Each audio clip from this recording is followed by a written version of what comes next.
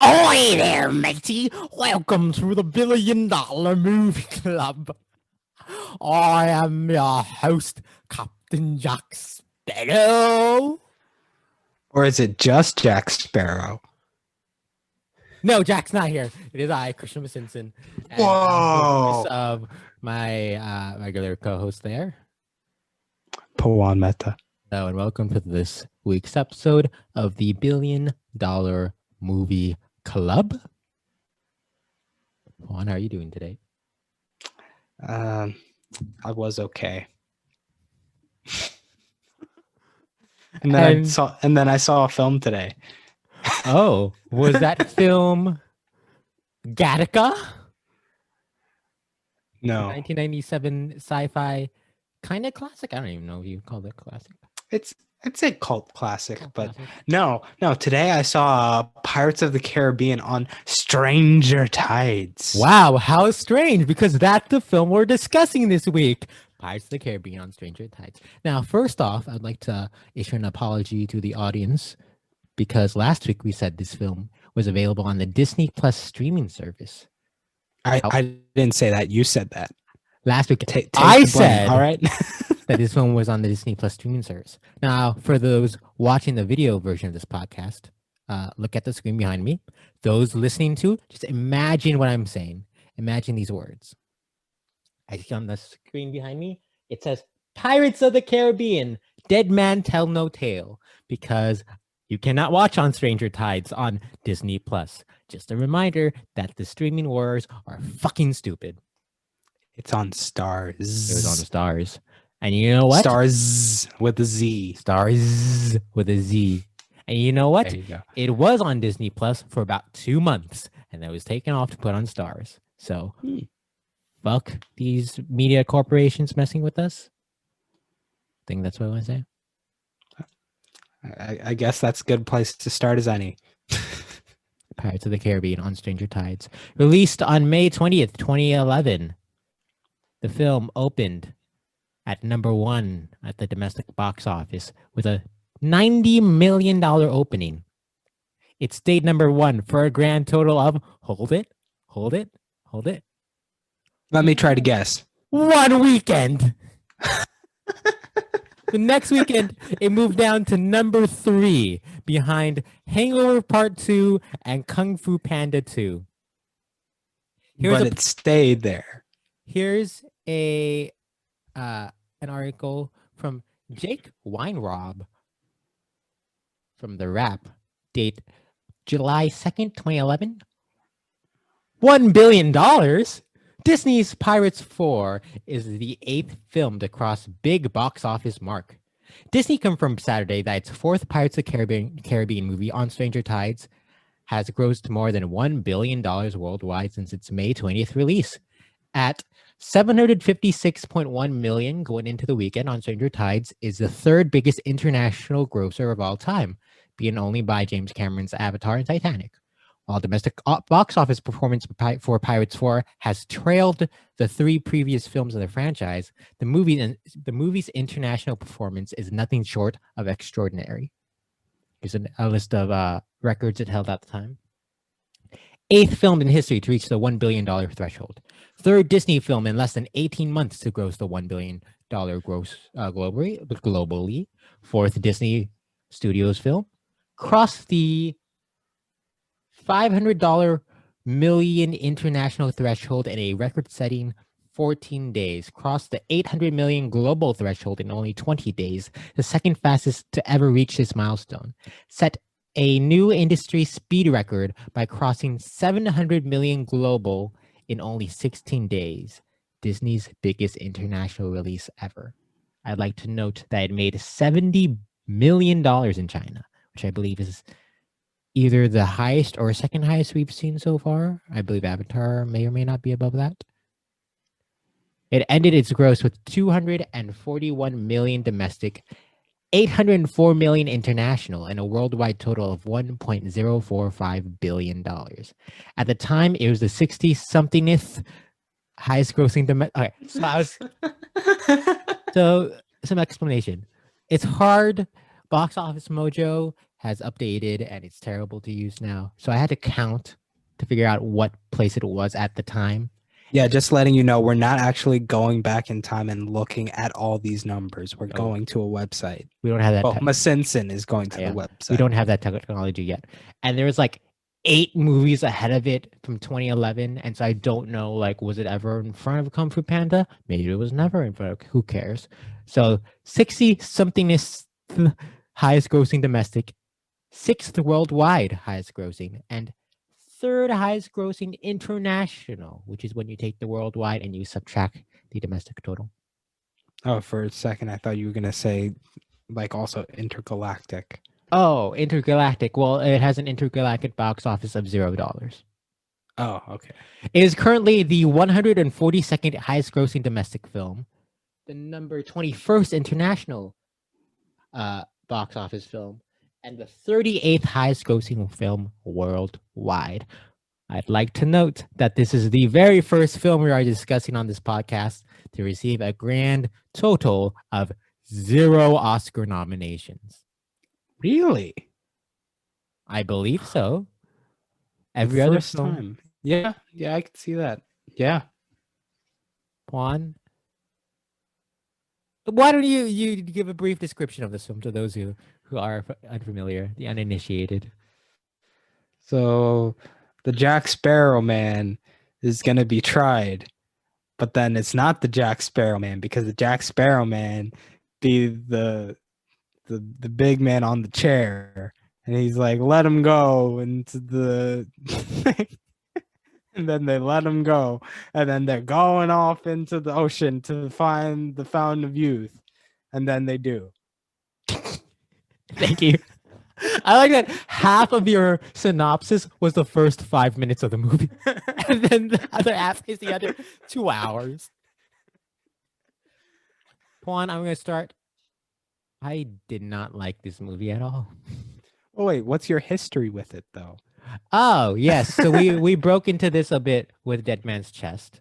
Most of the cast is the same writer. Director is new. Is most of the cast the same? For the most part, you got your Johnny Depps, you got your Gibbs, you got your Jeffrey Rushes. Most of the main cast. 3 of them. Who else? I'd say there's a fair amount of holdover. I'm sorry. What is your history with Ian McShane? I saw half of the first season of American Gods. Been meaning to go back to it. It's a pretty good show. I saw Hot Rod once. That's my history with Ian McShane. Do you have a history with Penelope Cruz? No. I think I've only seen her in 9. She was nominated for an Oscar. I don't remember anything from that movie. Wait, was she the one in Wild Wild West? Is that Salma Hayek? That might have been Salma Hayek, yeah. But I did enjoy Wild Wild West. That was a good movie. This is directed by Rob Marshall. Are you familiar with Rob Marshall? I'm pulling up his IMDb as we speak. So Rob Marshall, best known now as the go-to guy for movie musicals. He directed Best Picture Award winner Chicago, and then will go on to direct 9, Into the Woods, and Mary Poppins Returns. I've seen all of those films. I've seen Mary Poppins Returns. Didn't know he directed Memoirs of a Geisha, which is just that's a film. A weird follow-up to Chicago. I'm a big fan of Chicago, Into the Woods, Poppins Returns. 9, I don't. I mean, I've been meaning to see Chicago, but I really did not like Mary Poppins Returns. You have more of a history with Mary Poppins than I do, though, right? Yeah, because like it felt like it sullied the message of the original movie. Like not the main message, but like the side message that was there. What do you think of the direction? Because we're not Mary Poppins. Yeah, that's true. Only connected by director. We're not going to that. It was okay. Yeah, I don't remember much. I don't usually think much of his direction other than he handles production numbers and spectacle well, and he moves it along. And so you'd think the man who can handle musical numbers could handle fight choreography and spectacle. And it's hard to do that when there's no spectacle or I mean, it's hard to do that when there's no anything. lights. May I ask you a question, Paul? Yes. What do you think is the set piece action sequence in this film?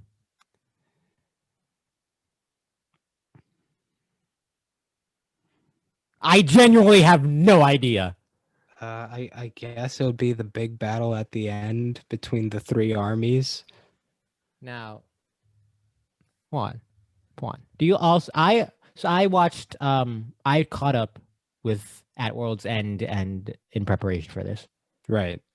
You did not. However, you did see Dead Man's Chest and the original last month, right? Yeah.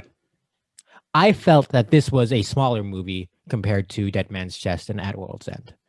It You agree with felt like it was like resetting the stage. Now, would it surprise you that this film cost $410 million? I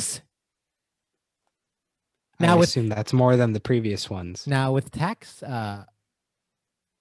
refunds and stuff, they got back another 30 million, but still at $410.6 million, a number from Forbes.com, it is reported to be the most expensive film ever made. This is the most expensive film ever made. Pawan has frozen. Where did the money go? Exactly.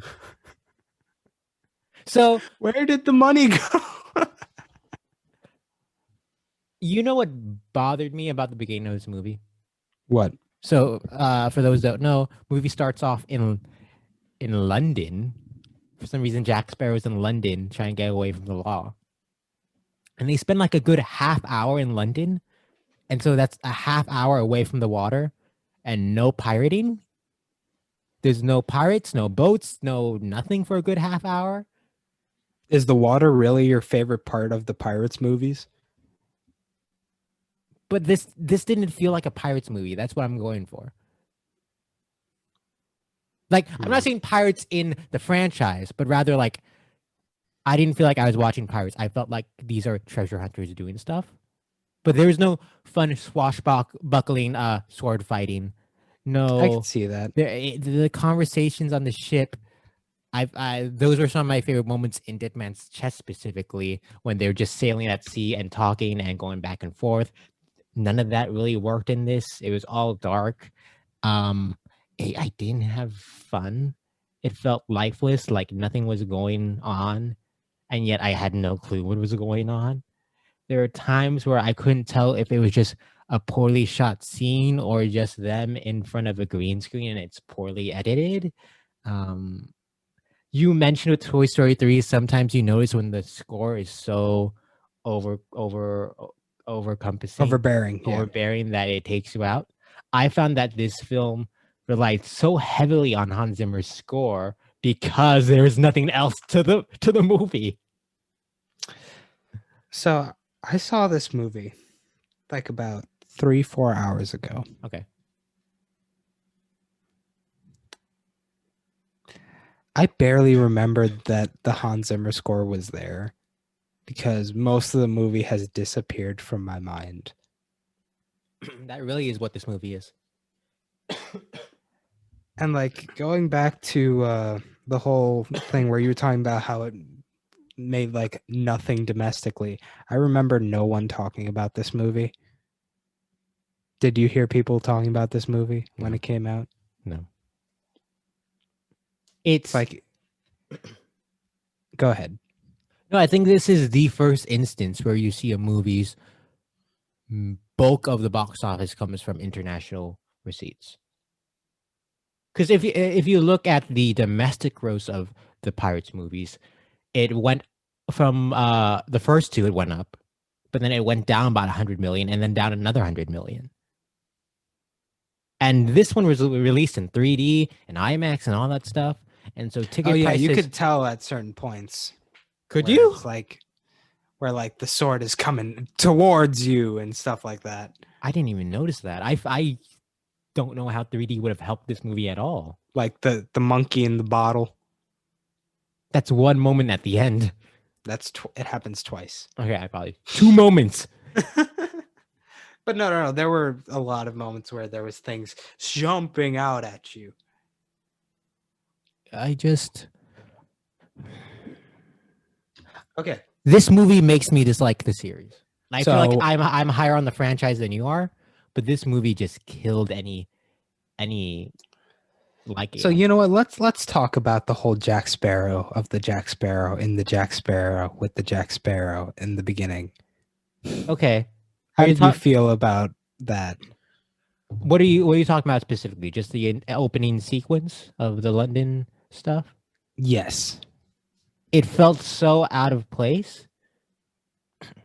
So much of that felt slapstick, quote unquote comedic, silly for the sake of silliness. All these disguises. This doesn't feel like the Jack Sparrow finding his way out of situations from the first few films. And if compare it to two and three they made it darker, much more epic, grand. In this one, I feel like they used more natural lighting or something because it didn't look like any of the previous films, color palette wise. And there, Yeah, it just looked like they weren't lit for a good amount of them. yeah, and there's just a weird attempt at a lot of unnecessary comedy. Hmm. So the thing with like the opening sequence is I feel like they were severely handicapped by having to start by following Jack Sparrow. The other ones have him turn up at some point within like the first 15 or 20 minutes. So it's Yeah, like, ah, that's where he's been up to.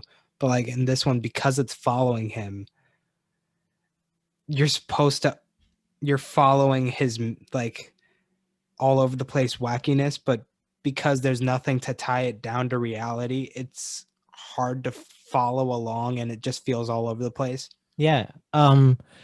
For lack of a better term, there's no straight man or more Yeah. grounded character to be like, um, I don't think Jack's gonna make it, and then he does make it And I feel like they were setting that up at the end with the.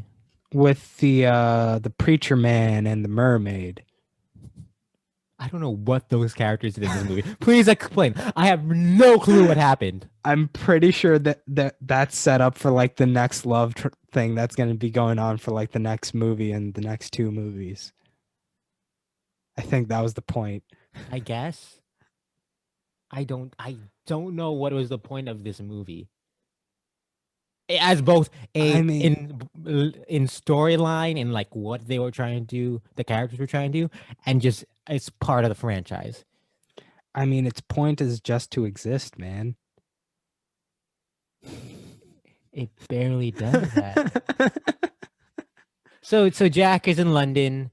I don't understand why he's in London, how he ended up there after the third movie. Because he needs a ship. He always needs a ship. So he goes from the Caribbeans all the way to not even the Caribbeans. No, because they traveled the world in the last two movies. But he ends up Well, in they did London. actually. Did they travel the world in Dead Man's Chest? I don't know how far they go, but they do travel far. In the third one, they go to like Antarctica to Oh Singapore yeah, they to. go to the ends of the earth. But so yeah, Jack ends up in London. Gibbs is there somehow. He's Barbossa's working as for the Jack law. Sparrow. Why was Barbossa a lawman? Well, that was explained. It's like he lost his ship, and like the law was offering him a ship. Was that what happened? The law was offering him a ship so that he could get back at the person who stole his ship. And that was Blackbeard? Yes. Okay. Another thing with this movie is that it's so it was there in the earlier movies with like Davy Jones and like that stuff, but this movie feels a lot more heavily reliant on real world mythology Yes. to build up its hype and like your investment in it. So are you aware that this is loosely based off a book? The series or this movie This specifically? specific movie is based off On Stranger Tides. It's a 1987 historical fantasy novel by American writer Tim Powers. I did not know that. And so I guess they use elements from that book. I don't know what they are. But like also it just feels like they don't actually establish the weight of the Fountain of Youth. They just say, and it's like, yeah, it's the Fountain of Youth, so of Yeah. course it's important. There's no connection to the characters in the same way that Davy Jones's heart was in Dead Man's Chest, or even because they're trying to rescue Elizabeth in the first one, right? That's the point of, Yes. and so there's some sort of weight, some sort of connection for the characters, and now it's just no, they want it. And like also just Blackbeard's character, most of it just comes from the name initially. Just like the weight of the character, it's just the name. Yeah, So this movie is held up by inertia mostly, in the sense that it's like taking the characters you love from the original movies and just like, how are we going to create a new plot for this? We're just going to add two things that are pirate related or like um bounty related to it, and then that's going to be the movie. yeah. I don't think that's a terrible idea to just show the different adventures of this one character for when it's just Pirates of the Caribbean. When there's no established thing, you can kind of do like a monster of the week with each movie. But it feels Yeah. so it's so odd when they're like, "Oh yes, Penelope Cruz. I was kind of in love with her, and I've never been in love with someone before." Yeah, the way they just shoe her, they just give this huge like backstory dump as soon as she shows up is just, they say a lot of the faults with the script can be found in the first act. Oh, And like if you don't like the ending of a movie, the faults can be found in the first act. what is her This one name? was, what was her name? Angelica, I think. That sounds right. That sounds right. But like Well, also why? why the name Angelica, or why the character is the way Why it the is? character? Because she is such a step down from Elizabeth Swan. I think Yes. I'm a big fan of the Elizabeth Swan character. I think if you take out this movie, it would be between her and Jack for my favorite character. This movie makes me hate Jack so much more. Um, and then you get her in this, and there's no chemistry between her and Jack, which is like the point of her character. Yeah. Is that she was his love interest, and is it, oh, are they gonna get back together? And there's no chemistry between them. I hate whenever she yells at him in Spanish. It feels like a punchline, and the punchline's Yeah. just, oh, she's speaking Spanish now. I Huh? mean, but that also only happens twice, Miss Simpson. It felt like it happened more than twice. Was it really only twice? It was only twice. I, and it just,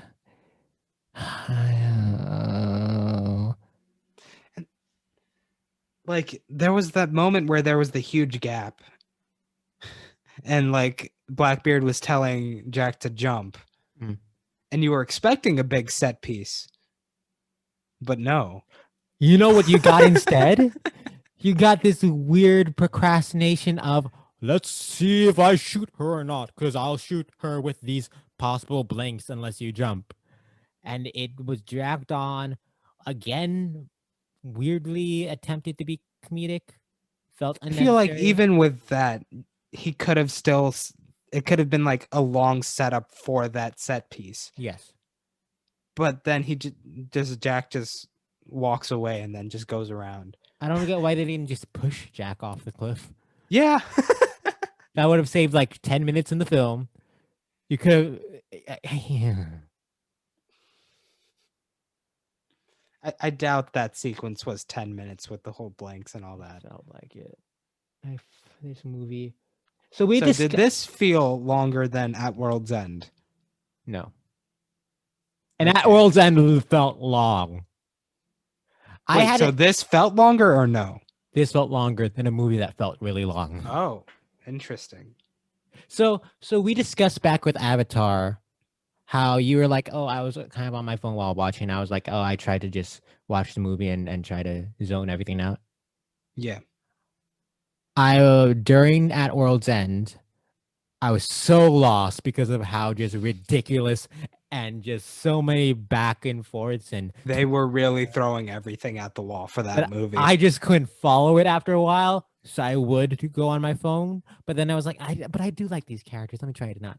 I gave no fucks with this movie. I was on my phone the entire time. I'd be so more pissed if I saw this in a theater. Because I wouldn't take out my phone in a theater and I'd yell at the screen. I mean, from the box office numbers, you might have been alone in that theater. Might as well. You might have had a fun time just yelling at that screen. Because here's the thing. Mm-hmm. A film like this does well worldwide, typically, if it has a terrible plot, because of the spectacle, right? Because of the fun action. Well, it's also because it's this well-known franchise. That's what's doing it. However, but I'm saying generally, right? Generally, not genuinely. Generally, a film with a lot of action and spectacle will make money. Right. But this film, the action felt slightly sluggish, so it wasn't even fun. There wasn't the quick pace of the rat-a-tats of the swords clashing, or none of the swing was like this grand. Oh, is they gonna do it? Honestly, going back to the sword slashing thing, it felt like the sword fight between Jack and Angelica at the beginning was like a weaker version of the fight between him and Will. Will, yeah. The first one, which is one of my favorite scenes in the franchise, and I feel like it's obvious they were going for something similar, just kind of the setting they're in and the one-on-one fight. Right. But it wasn't exciting. I mean, it also had to do with the fact that it was lit terribly, which it was again done because like, ooh, who is this person?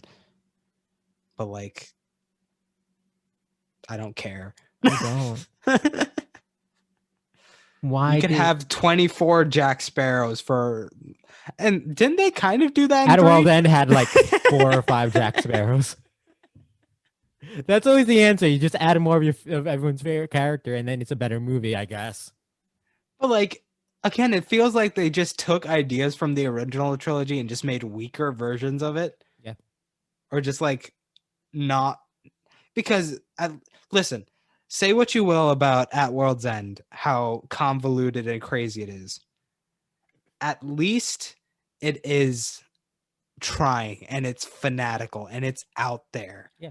I don't hate At World's End. I enjoyed it as a whole. I don't love it. But it does 4 Jack Sparrows, but it actually does 4 Jack Sparrows. Whereas this one, it's just like, ooh, is it the Jack Sparrow? No, it's a woman. So weird fake out. Look, you could tell it's a woman because she has breasts. Yeah. I feel like they were showing off her breasts so often in this movie. The only time I really noticed was that scene where he just like busted open the chest. I was like, why would you do that? And that feels so out of line with the... Well, actually, it doesn't feel out of line. You didn't watch At World's End again, did you? I did not. It opens with like the crew that's going to save Jack go to Singapore to meet up with one of the pirates, and they go to like this spa, and they're like, oh, Elizabeth, you have to strip to make sure you don't have weapons. So she's not in nothing, but almost nothing. But the rest of the crew is like under the floorboards, and that duo that annoyed me so much. They look up her robe, and that just felt really gross. Yeah. So yes, the misogyny in the movies sadly do line up. And now going from misogyny to xenophobia. Let's talk about how the one character that was quote unquote mummified was black. Yep. Yep. Zombie. Truly, any person of color in these movies feel like the other. And that's not fun. Whether it's the zombified man, which I don't understand how that's part of this movie. Zombified man. Again, like nothing is really fantastical except for the fountain, which it's like it's the fountain. That's all you need to know. And it's like, oh, this man, he's a zombie. Don't worry about it. They don't play with that much. They don't explain it. He's not like a towering force for Jack to fight at the end. He's there to throw a voodoo doll off this waterfall, I guess. Wait, what? I Was don't he the remember one? that scene. When Jack could jump, when they have Jack jump off the cliff, they throw the doll to like test it out if he would die. Okay, that might be one of the moments where I was looking at my phone. This is the scene. We were talking about the scene 5 minutes ago. It's the scene where like there's a fake. Yeah, but I think I missed him throwing the doll off. I see. But yeah, they don't treat their people of color well in these movies. I mean, someone's got to be the ooh, spooky, scary.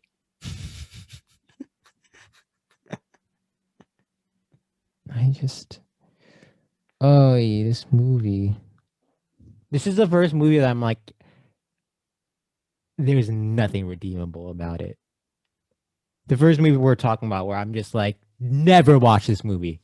Never watch it. I don't know if I'd say that completely. Like, Ian McShane's kind of fun, I guess. I always enjoy Barbosa. Him. Yeah, that too. Like, part of the fun of Jeffrey Rush is that he is what you expect a pirate to be. Yeah. He has all those kind of traits, and he brings it to life so well, and you can tell he's always having fun with these movies. Let's see if there's anything else I liked. Let's see. It bothered me watching this on Stars because the logo would keep showing up. I forgot premium channels used to do that and still do that. So for those who don't remember, if you watch a movie on Stars, the Stars logo will pop up in the bottom right corner, disappear, and then pop up again every, like an hour later. Well, because it's the watermark, so that way if you like steal the video, it's there so people know where you got it from. I will say I was annoyed, but it's arguably the most interesting part of viewing this movie. So, oh, when's it gonna go show up? When is it gonna show up again? What's that? It's there. It's that corner. They weirdly use title, like not title cards, but like they list the locations in the beginning to be like, oh, it's in London, or oh, in the cold open, it's in Spain, and that felt out of place for a Pirates movie. I mean, to be fair, they usually don't go everywhere in the Pirates movies. Yeah. Again, no chemistry between Jack and Angelica, except for the one scene. There's this one weird scene where Jack comes to talk to her on the ship, and there's like a guy in the back playing guitar. Do you remember this? He's sitting in the corner on the steps playing guitar, and he walks up to talk to her, and they like do a little kind of a dancey thing. Oh, yes. And I feel like that's a little bit of Rob Marshall putting in what he does best in this movie with a little dancey thing. And I guess there's some sexual tension in that moment. Yeah, but that's the point. But like, it's there because the scene. That's the point of the scene rather than coming from the actors. Yeah, it felt like they were trying to prove that she's his equal, and yet nothing else in the movie would point to her that. Except maybe. I mean, she fought with him at the beginning before he exposed her breasts. Yeah. That's when they were equal. What's with, and it's only in the movies we've discussed for this podcast, not the other two Pirates movies, to my knowledge. This theme of religion popping up again. How was it in the second and faith? One? They randomly the two people were talking about the Bible. I remember that. And it's also brought up a couple more times in the second one. But again, you get the missionary man. What is he?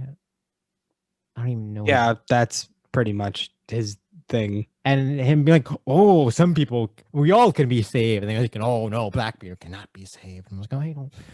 What is the point? There's nothing to you as a character. There's no traits. You're lifeless. And you're talking to a person who doesn't talk either because she's a mermaid. So there's nothing in between you. You like each other because you're both pretty. Is that the only reason? That's another trope that shows up in movies so often, where like the dude falls in love with like the quiet person who's ostracized in the group.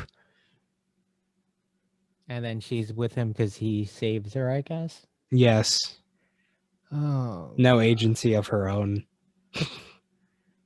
this is it.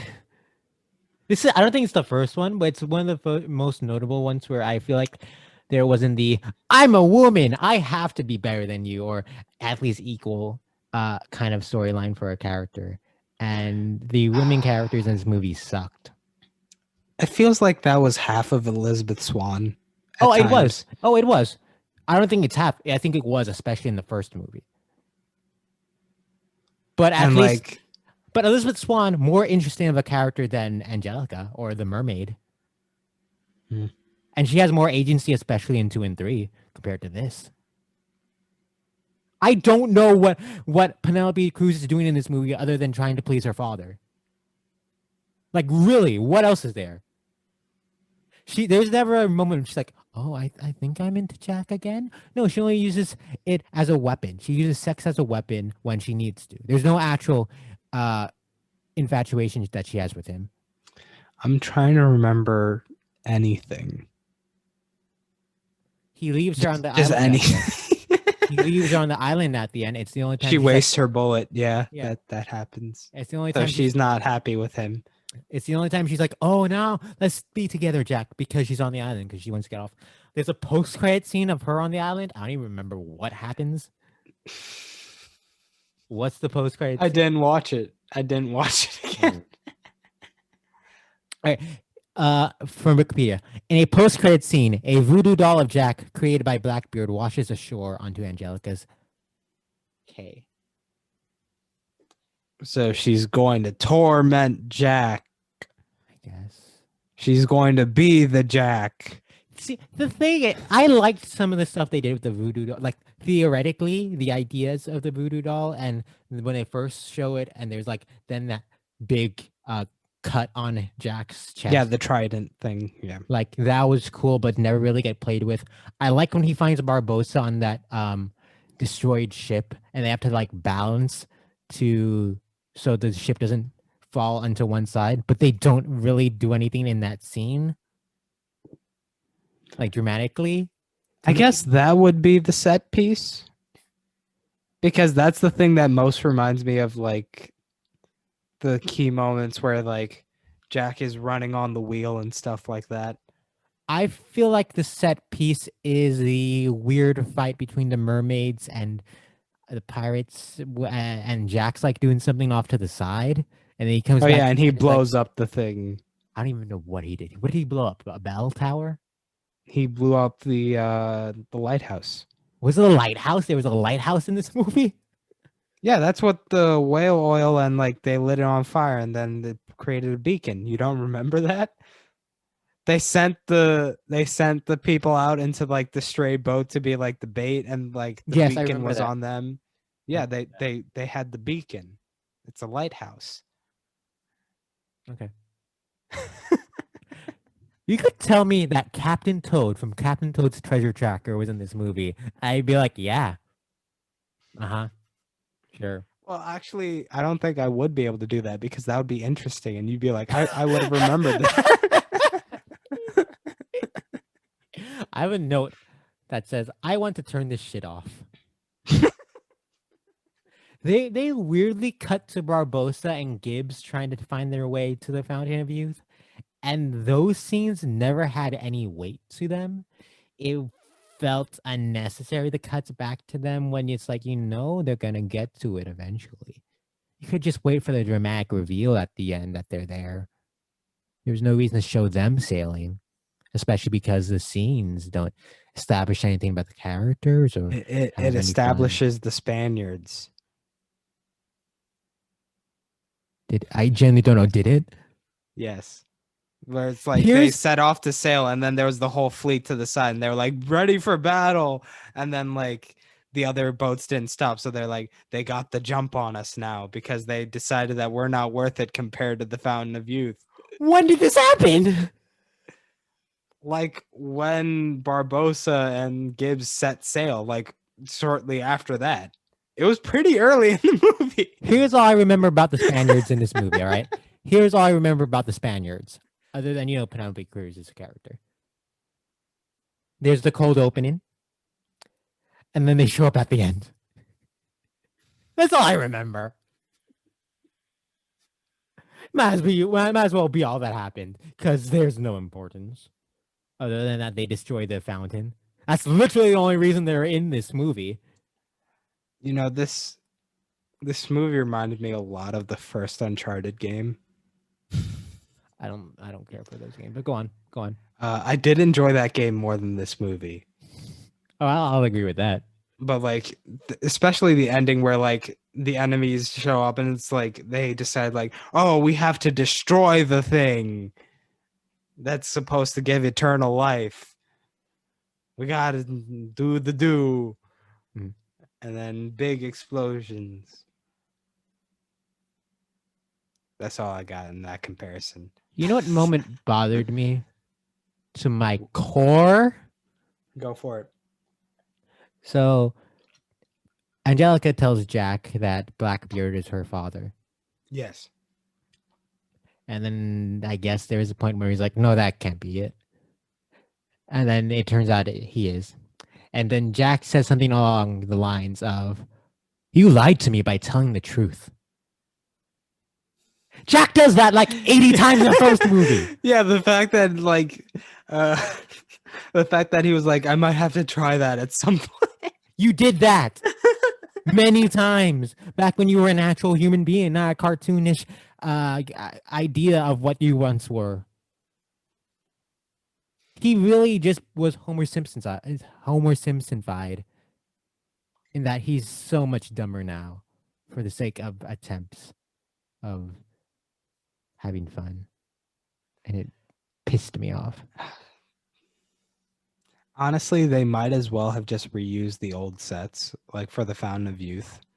No one would Like notice. they might as well have reused the set from the Black Pearl where they got the medallions. coin. Yeah. No one would They notice. might as well have used that set for how similar it looked. Yeah. If anything, that one actually looked more interesting. I hated. I have a note. This bitch just grew legs. Because why? She just randomly grows legs. The fact that this series loves to like overly explain everything that's happening, you'd think that would be one of the moments where they do that. You'd think. we barely. Right. So there's mermaids in this movie. There's mermaids. It's kind of scary when they're first shown off. I don't think the tension was built too well, but the way they chomp and come at you was kind of scary. I don't know if you agree with that. Anyways, it was there. Here's one kind of prominent mermaid that they like kidnap. I don't know why they kidnap her. Because they need her tear. Okay. They need to make her cry to make the Fountain of Youth water work and go, I'm de-aging. Yeah, this movie does nothing fun with mermaids other than they kind of fake out that, oh, they're scary. But this one learns to love. Does she? Yes. Oh, and no offense to Astrid Burgess Frisbee, who just has nothing to do. Yeah, she's just like, you're a human being who didn't try to kill me. Thank you. That's her character. And here's the thing. I think I've said that a couple of times already in this podcast. Here's the thing with her and the missionary Philip Swift. They add nothing to the plot. They add nothing thematically to the film. Actually, is that the two of them behind you on the screen? No, this is Dead Man Tell No Tales. Yeah, but like, no, it's not. You sure? Yeah, I am sure. Okay. It's two other generic white people. Yeah, that's the thing. It's like, you know what? You could differentiate your main characters by having different skin tones if you don't, otherize them. Like, if you're gonna put a lot of dirt on everyone's face to be like, oh, they're pirates, they're dirty, so you can't even tell who's who anymore. At least a different skin tone might help. Oh, something. Just give us something. We want to enjoy movies. It's not fun to not enjoy movies. It, It's it more is fun. not.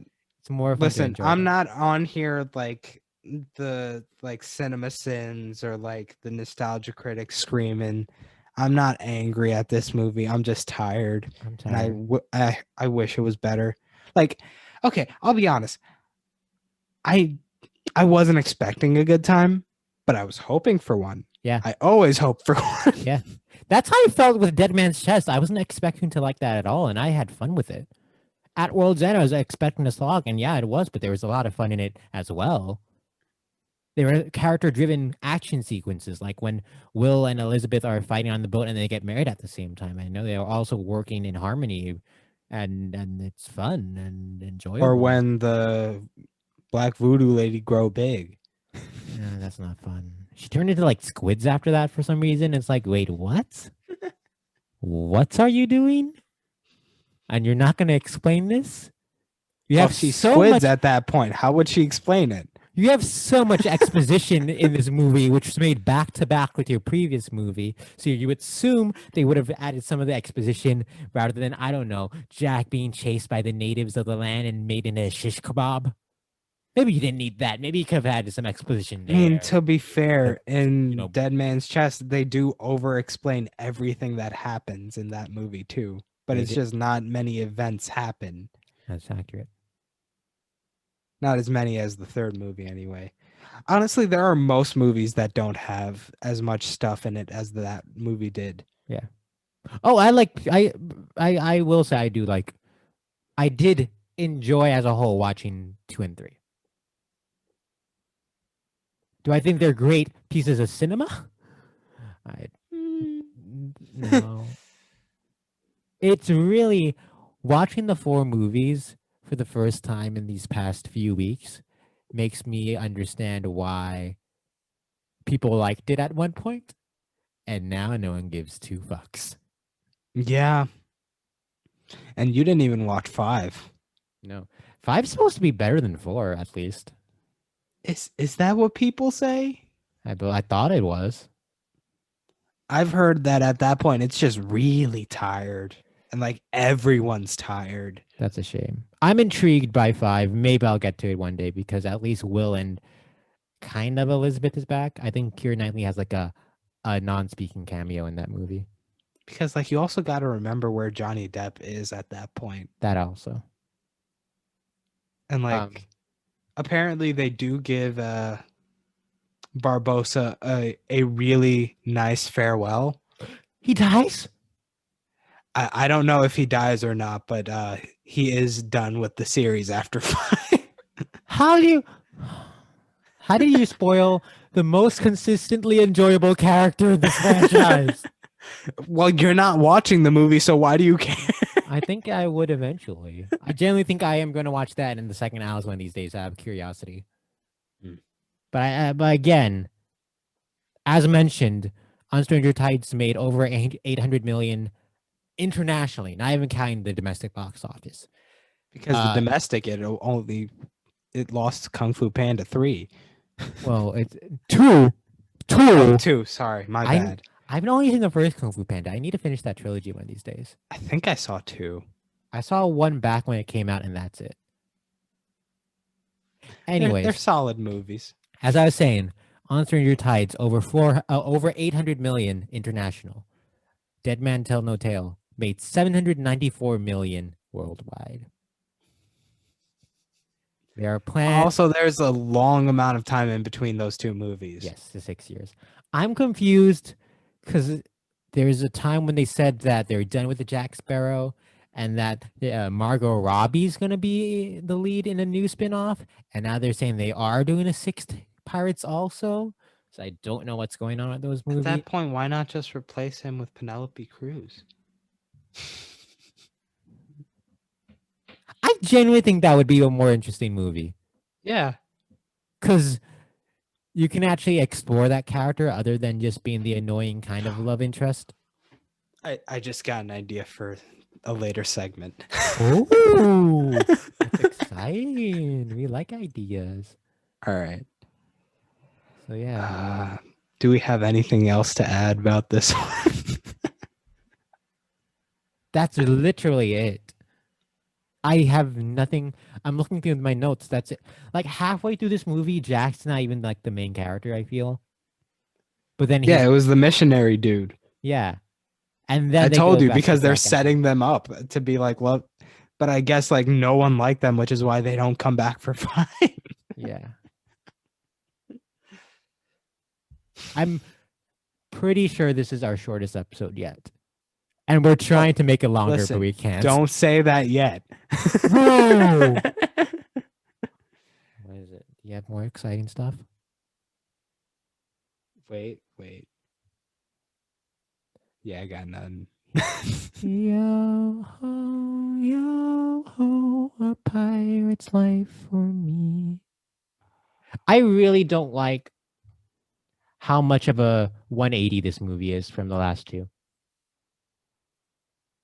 Because there was this epic scope that slowly built across the top. The first three, it's much darker and grim in 2 and 3.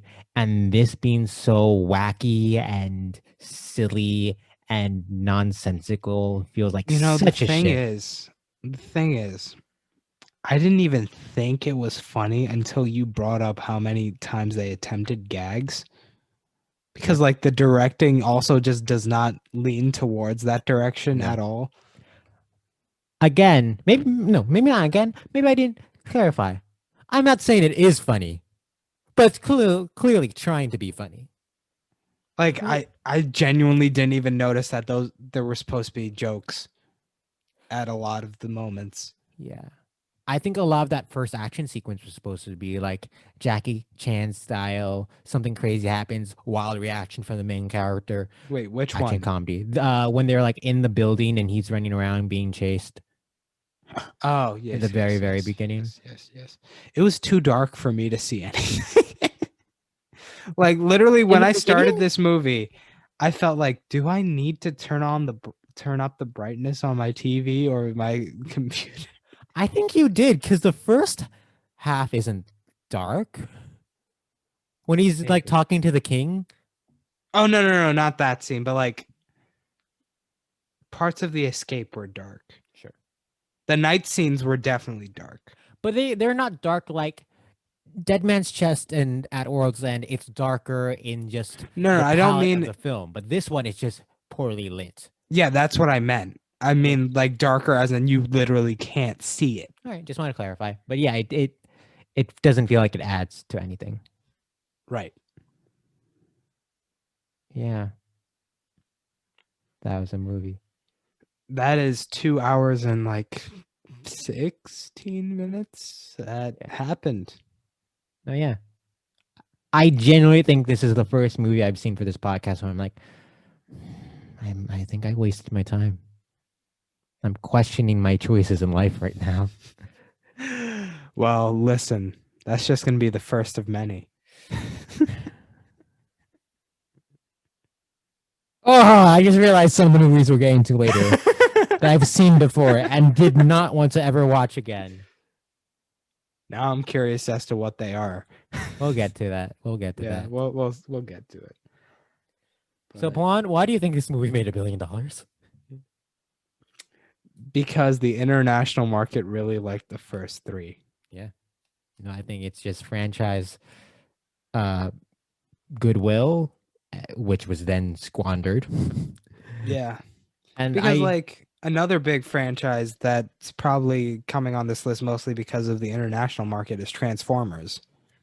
Yes, we'll get to those. And like that's also based off the inertia of the franchise more so than the quality of the individual movie itself. Yeah. And we'll discuss that in a couple weeks. It's coming up very soon. We're on the cusp of Transformers. Are you ready to transform? See,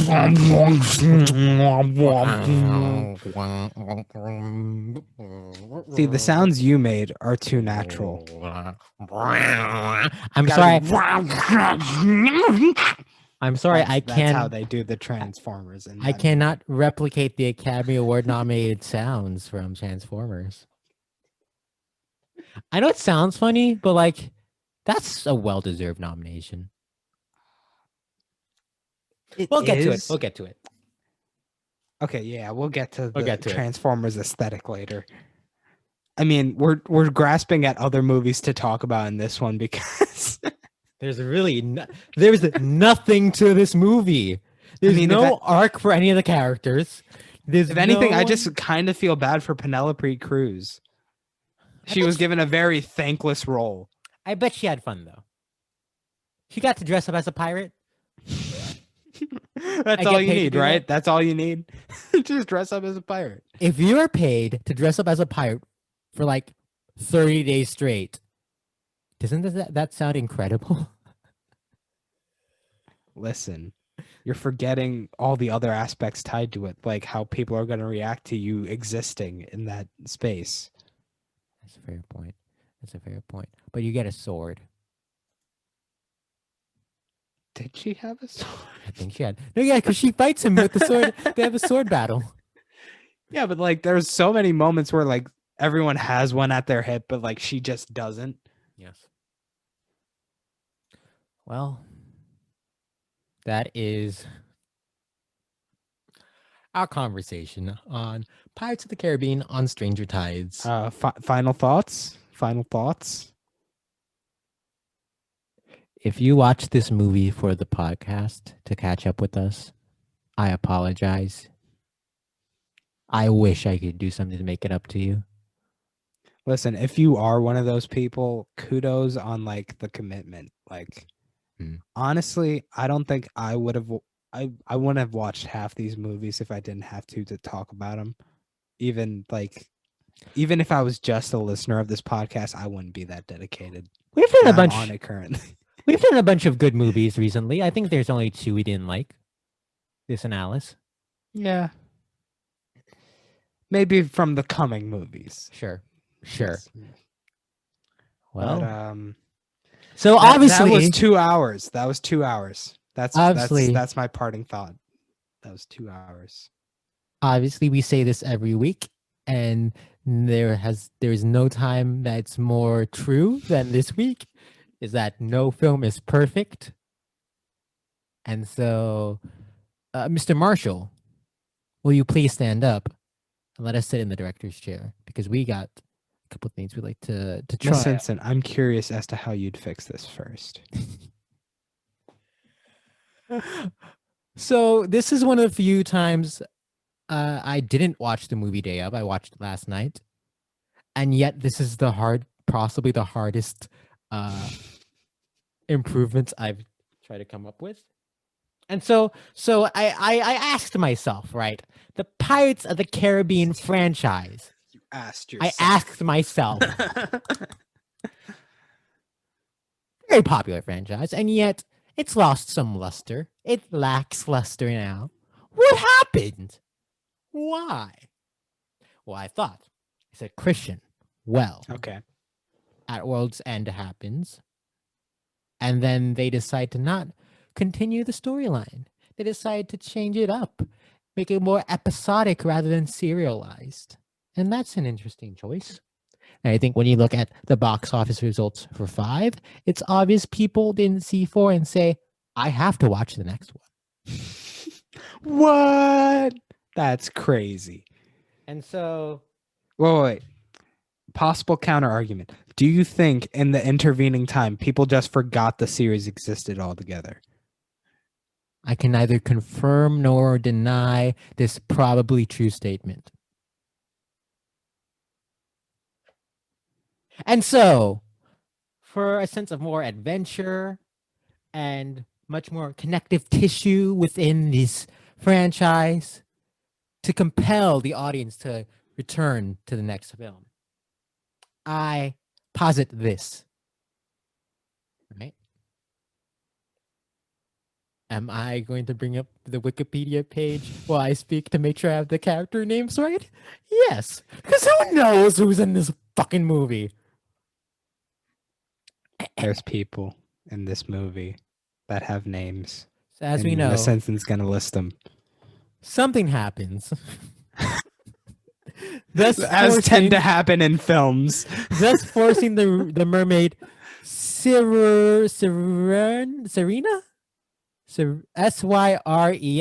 Serena, right? Yeah, Serena. Forcing Serena to pull Philip Swift down into the water, never to be seen again. And as we know, Is that what you think happens? well, in the movies, they were never seen again. No, I mean, like, do you think it was never to be I don't know seen? what the fuck happens in this movie. So Go she on, pulls sorry, him go on. down, never to be seen again. And I thought, Robin, Robathy, you have these mermaids. Robathan. Robathan. You have these mermaids and you don't do enough with them.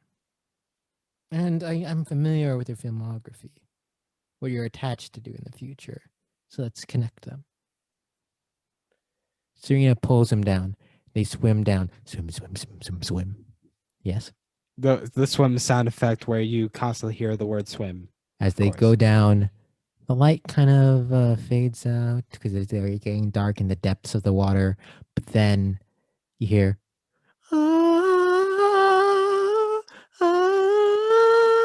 and there's a little more light and the sounds of this melody that is iconic to many. I don't know it. Ah, Is this Woods? No.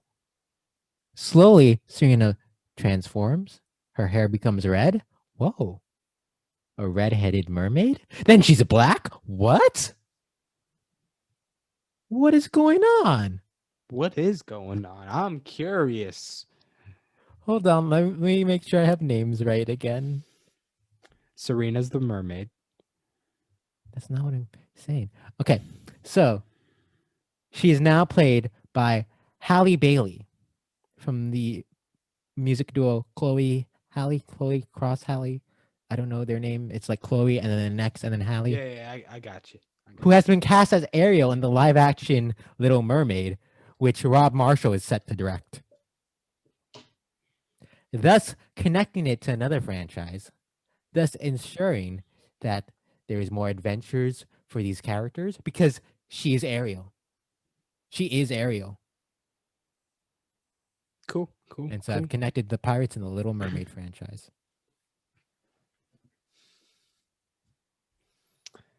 Thank you. Is that it? Okay. That is it. You know, it's weird. We don't like a lot about this movie. And yet it's so hard to improve it because there's nothing to inspire you. But Pawan, you have some ideas, yes? Okay.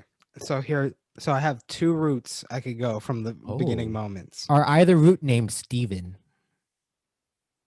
One of them could be if you want. I'll start with route Steven. Okay. Do you know the actor Steven Root? I don't. Do you watch Barry? I thought you watched Barry. I do.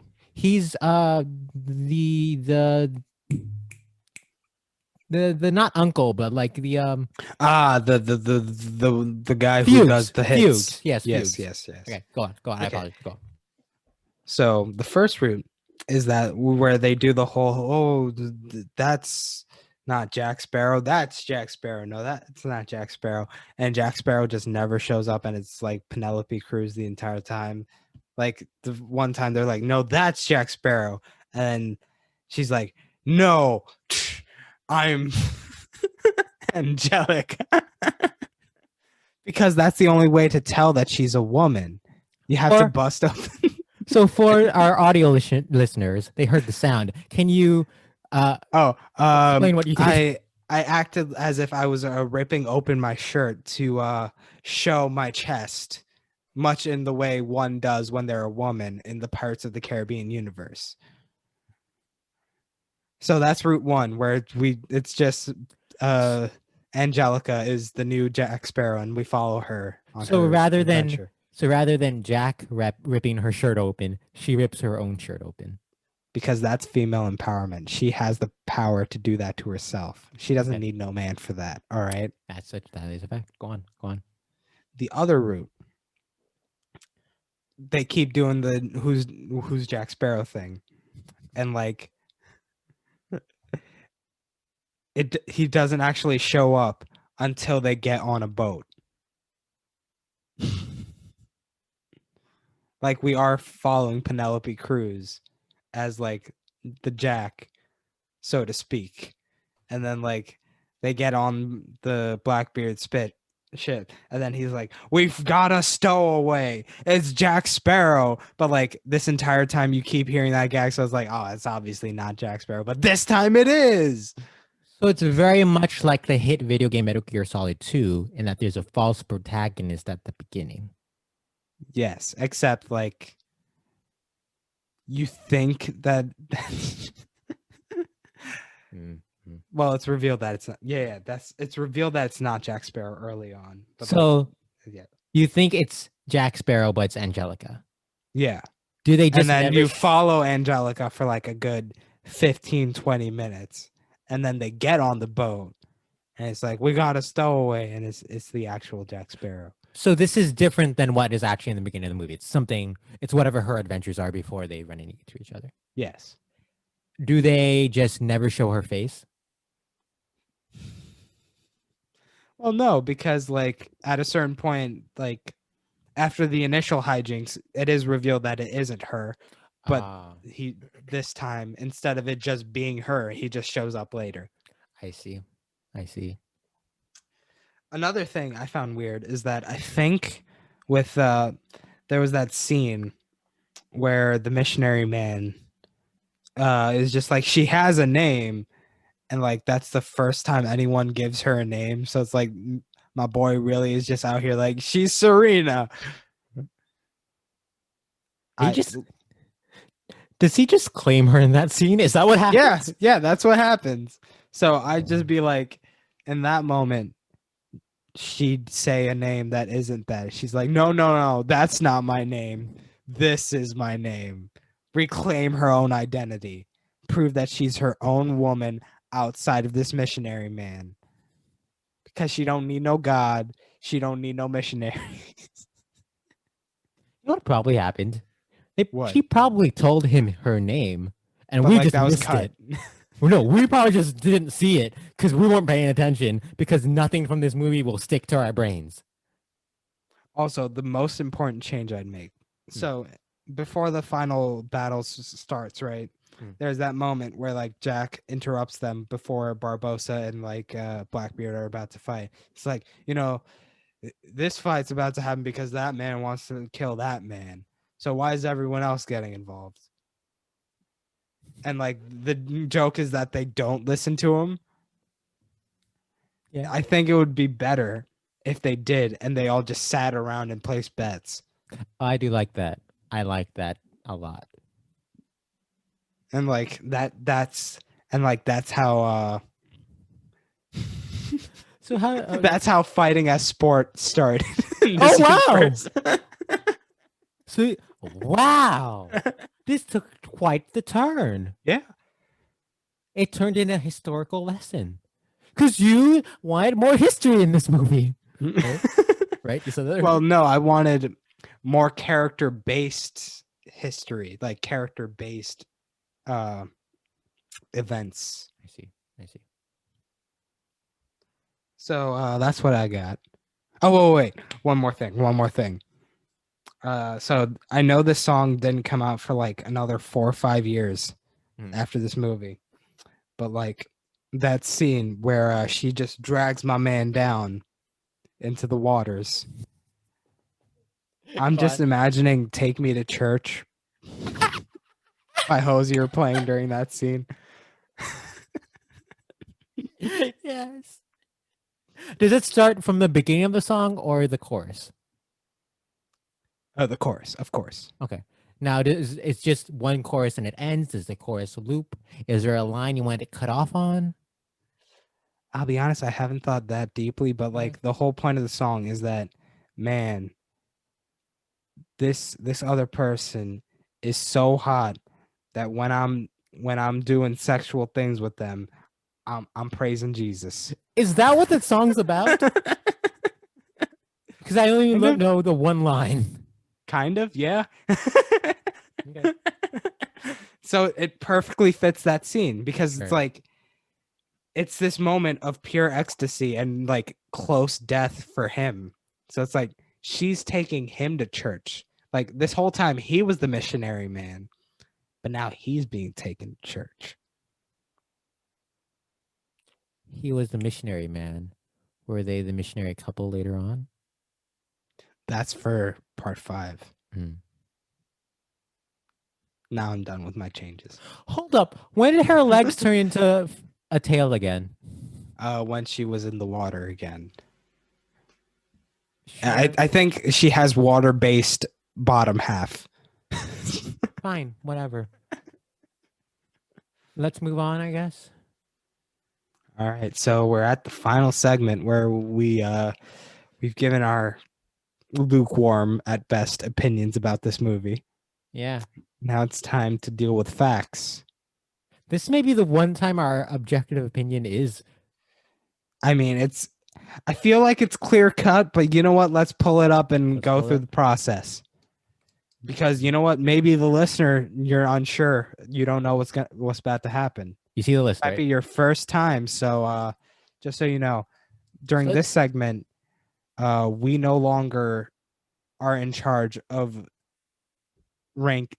So in this segment, we As rank we the all know, movies the only way to critique films are to rank them in a list objectively. objectively. Now Because everyone knows true analysis has to be objective. yes, it's not just based on how we feel. No, there's a science Because to it. that's nothing. It's Our nothing. feelings don't mean a thing. Feelings, I don't want them. Why are they here? Like feelings literally don't matter at all in relation to art. Can we Yeah. all disagree on that? Come It on. doesn't matter at all in this movie. And so we look at our $1 billion ranking list and we throw it in a highly advanced system to figure out what ranking it goes. So to have a quick rundown of what we got so far. Currently at number 3 is The Lord of the Rings, Return of the King. Below that at number 19, Titanic. At number 32, The Dark Knight. At number 37, Jack Sparrow's there already, Pirates of the Caribbean, Dead Man's Chest. At number 44, Avatar. At number 45, Toy Story 3. And at number 46, Alice in Wonderland. So now I'm curious, where are we gonna put Pirates of the Caribbean, Strangers Location, water based? So I believe it's my turn. It is your turn. Miss Simpson, did you like this movie better or worse than Toy Story 3? So do I like this movie that I don't like better or worse than my favorite movie of all 47 movies on this list? Whoa. Don't give the game away like that. Jeez. I like it worse than Toy Story 3. Now that is a huge surprise. There is only one slot. And so like last week, the Numbertron 932 is no longer going to be used because there's only one place for Pirates of the Caribbean on Stranger Tides. So this is interesting. We have our bottom 4 already knocked out on this list. We have the 4 worst films listed already. We got at 47, Pirates on Stranger Tides. 46, Alice in Wonderland. 45, Toy Story 3. 44, Avatar. Honestly, I'm curious if anyone wants to place bets on like the location of films to come. I feel like that would be fun. You don't need to put money down, just guess. Have fun with it. I'll be honest, when we got so close to the bottom of the list and there was only one slot below, I kind of assumed Pirates was going to be there. And I kind of felt bad because I had a feeling that I wouldn't hate it that much. But after watching it, I'm like, It kind of Yeah, does let's put fit it at this there. place. This is probably the one film that is currently positioned properly. I mean, we also have to take into account future films. This may be the one film that's currently positioned properly. And so to recap, at number 47, Pirates of the Caribbean on Stranger Tides. At number 46, Alice in Wonderland. At number 45, Toy Story 3. At number 44, Avatar. At number 37, Pirates of the Caribbean Dead Man's Chest. At number 32, The Dark Knight. At number 19, Titanic. And at number 3, old Peter J. with Lord of the Rings, Return of the King. Can't wait till we get some more quality films that fill out the first half. How Or are we incredible. just going to work our way up from the bottom? I can kind of see that happening too. Started from the bottom, now we're here. Exactly. It is quite the feat that Johnny Depp is the first actor to appear in 3 films on this list. And the highest ranked is 37 out of 47. Wait, is it? Oh, yeah. Yeah. Dead Man's Chest and the bottom 2, Alice in Wonderland and Pirates of the Caribbean on Stranger Listen, I've Tides. said my piece on Johnny Depp. I've said how I feel. I don't think that's bad placement. Yeah.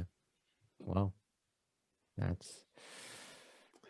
Well, thank you for joining us Thank for you for another joining us. fun podcast episode.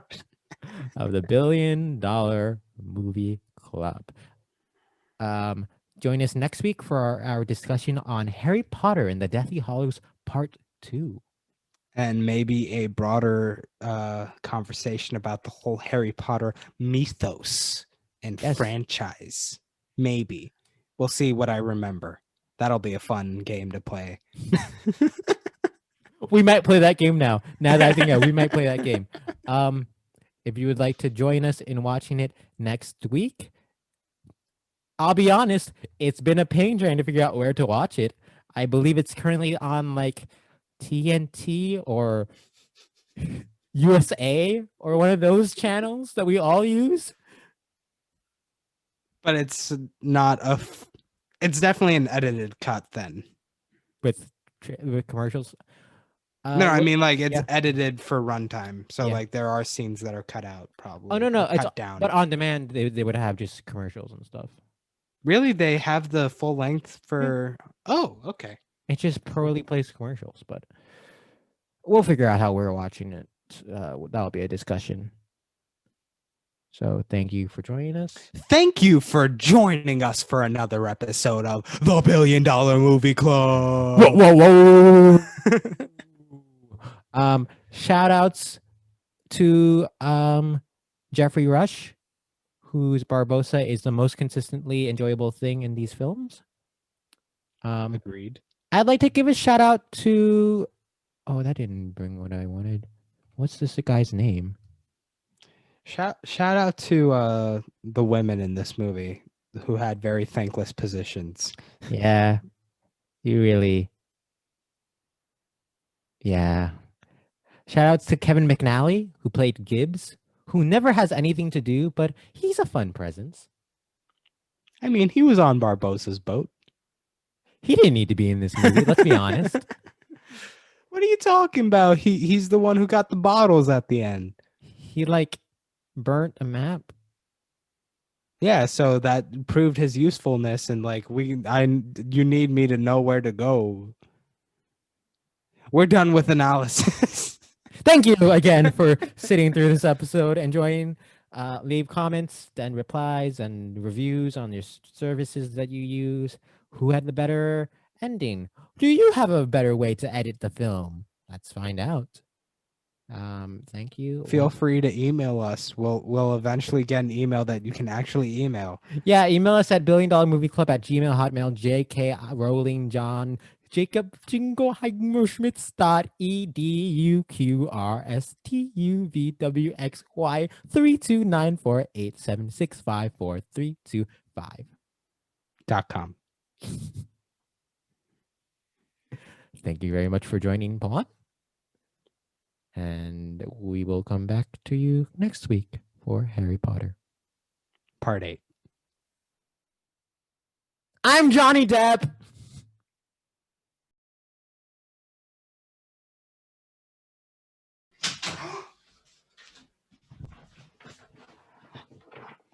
I win. I won. I'm number one. I made it. I'm here first. You see me here. I'm winning, all right? We're winning. This is the winning move.